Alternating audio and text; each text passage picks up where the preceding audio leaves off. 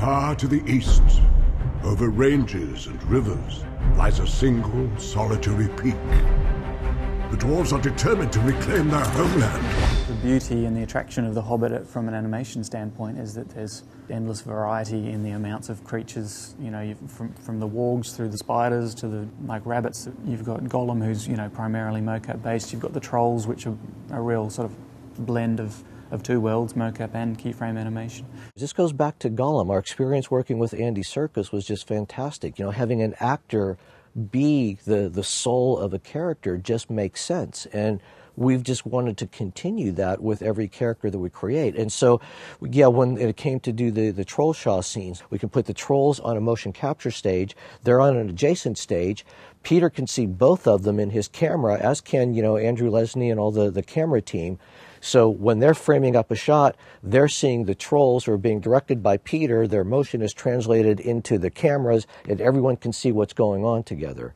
And it's as close as we can get to really putting those trolls in front of the actors. Now, the actors don't really have that. They still have markers so they know, you know, what they're acting to, but at least they can hear it and they can review it, and everyone knows that it's coming together. To apply sort of a one-to-one mocap to a troll is going to look light. So you have to slow things down. You have to add weight. You really have to kind of redefine some of the poses to feel like they've got that natural kind of gravity and stuff. I think that was probably the biggest challenge actually on the trolls. I mean, we've done big creatures before, but we haven't really done that with a speaking character.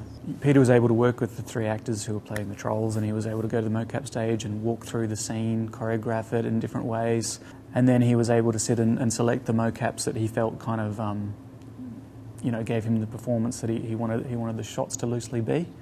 Yeah, our goal has always really been to understand the science, the physics, the underpinning behind these techniques that we're creating, so that as we advance them, they're based on principles that will actually live from one film to another and actually stand the test of time, because you're going to understand, you know, really what's happening under the surface. I mean, that's always a challenge when you have, it being that it is Goblin Caverns, that you want to have those large masses coming in and chasing the dwarves. I mean, they're a bit outnumbered.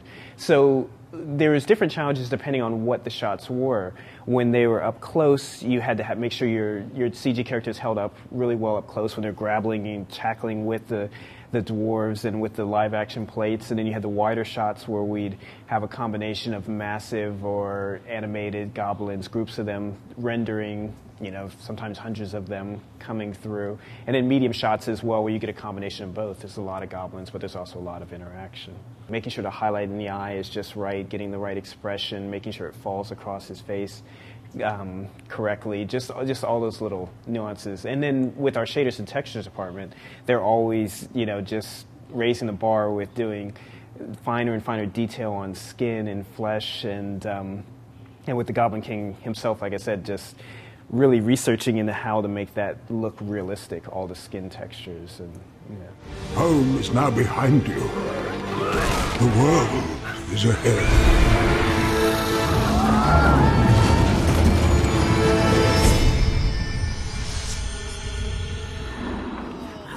Well, that could have been worse.